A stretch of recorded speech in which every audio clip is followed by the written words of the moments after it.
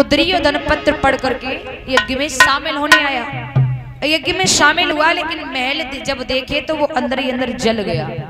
इतने सुंदर महल, इतने सुंदर महल बना लिए इन्होंने।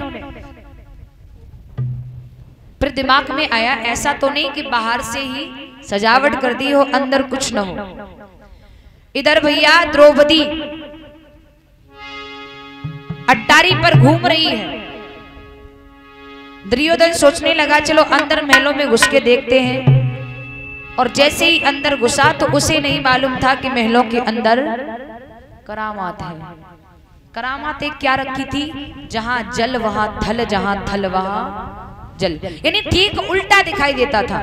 जहां जल भरा होता लगता था कि यहाँ सूखा है, और जहां सूखा वहां लगता था कि यहाँ पानी भरा हुआ है। ये बात दुर्योधन को नहीं मालूम थी। और जैसे ही दुर्योधन थल की तरफ, यानी जिधर जल भरा हुआ है उधर थल दिखाई दे रहा है, जैसे ही उधर बढ़ा तो दुर्योधन का पैर फिसला और जल में गिर गया। और जैसे ही गिरा, पांचाली अट्टा पर खड़ी खड़ी देख रही थी, ताली बजा के हंस के बोली वाह जेठ जी, आज मालूम पड़ गई अंधन के तो अंधे ही होते। श्रोताओं एक बात याद रखना, मर्द की बंदूक से निकाली हुई गोली और स्त्री की मुंह से निकाली हुई बोली बराबर काम करती है, बराबर। हुआ ऐसा, द्रौपदी बोली कि अंधन के अंधे ही होते, और ये जेठ जी मैंने जान लिया।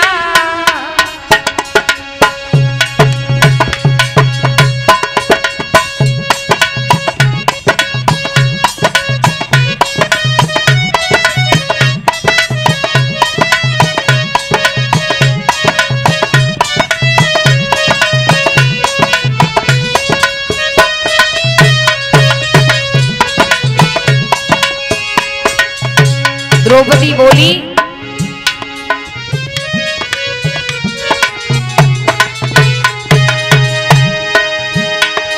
अंधन के अंधे ही होते जी, अंधन के अंधे ही होते,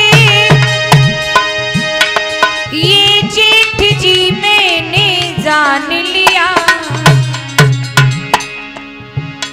ये शब्द द्रौपदी का सुन के दुर्योधन ने फिर बयान किया।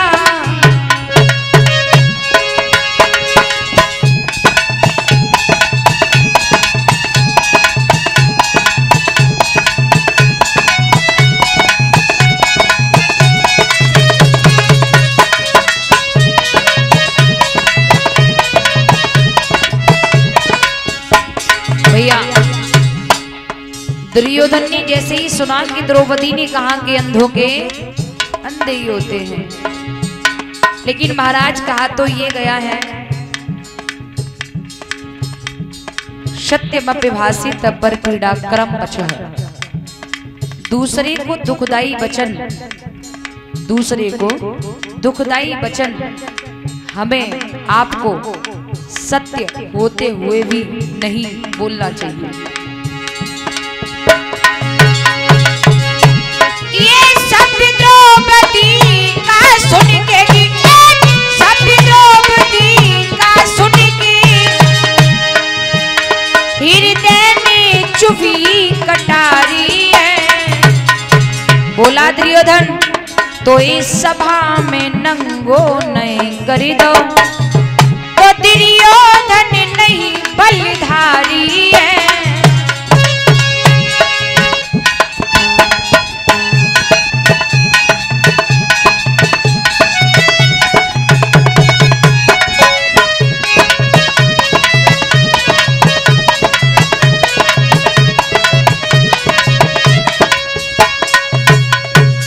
जवाब दिया है पांचाली, अगर इस अपमान का बदला भरी सभा में तुझे नगिन करके न लिया तो मुझे भी धृतराष्ट्र का बेटा मत कहना।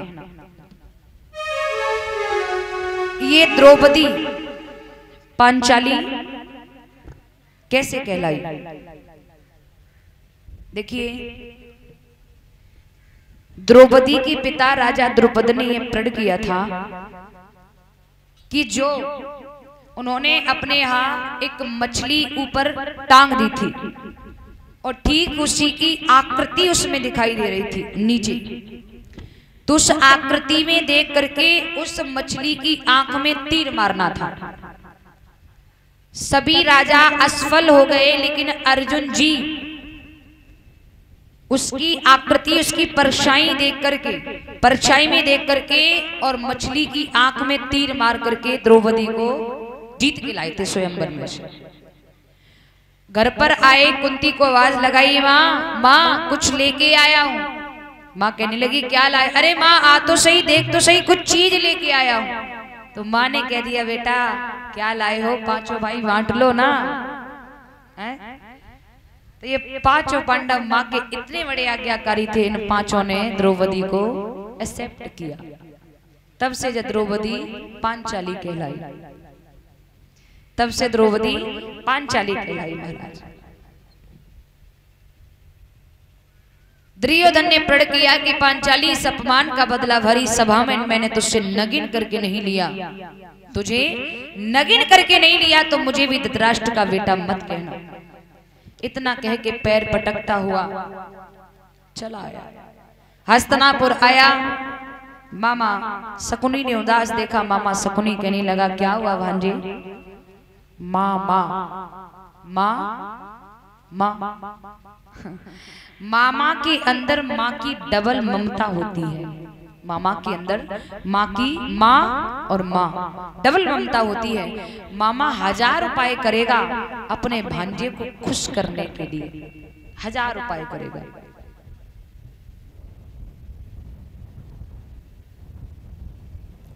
सही बात है।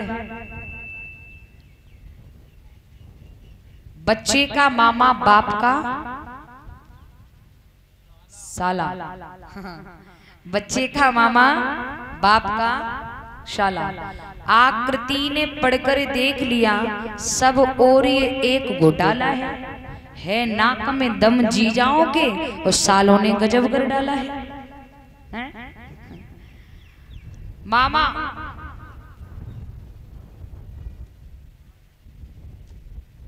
शकुनी मामा ने उदास देखा तो मामा कहने लगा क्या बात है भांजे उदास दिख रहे हो?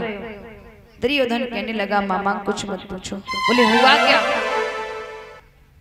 जवाब दिया मामा उस पांचाली ने हमसे अंधों का अंधा कहा है।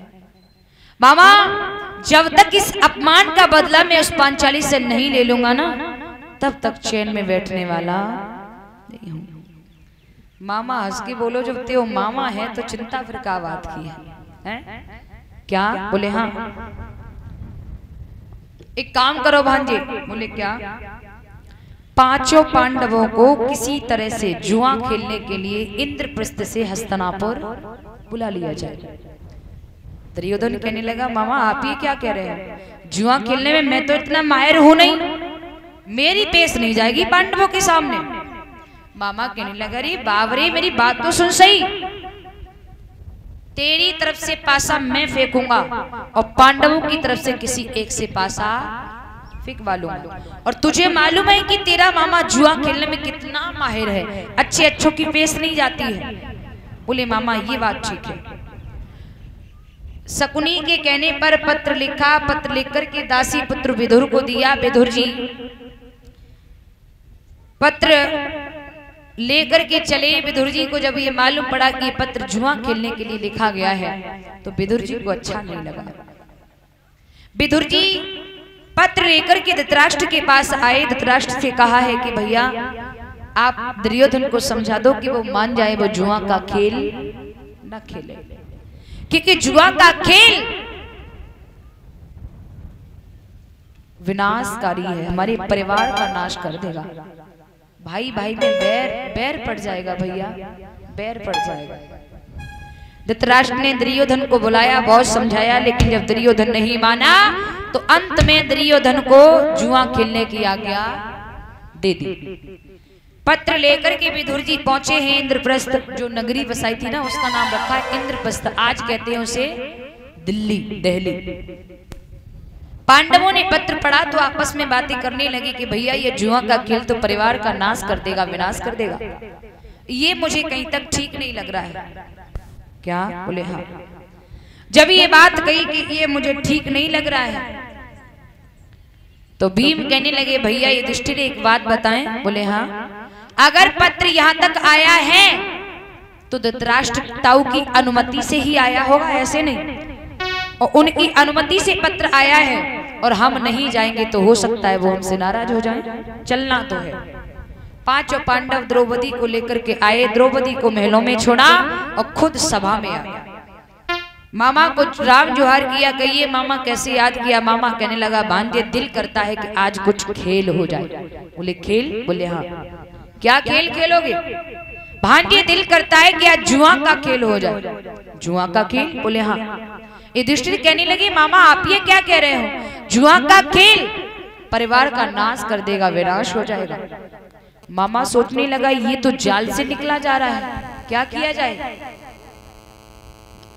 मामा कहने लगा अरे भांजे मैं कोई सचमुच वाला खेल नहीं खेलूंगा, मैं तो झूठ मूठ वाला खेल खेलूंगा। बोले ठीक है। अब भैया झूठ मूठ वाला खेल होने लगा। अब झूठ मूठ वाला जब तक खेल हुआ तब तक शकुनी युधिष्ठिर को जिताता रहा। झूठ मूठ वाले खेल में शकुनी युधिष्ठिर को जिताता रहा। पांडवों की तरफ से युधिष्ठिर है, दुर्योधन की तरफ से शकुनी है। झूठ मूठ रहा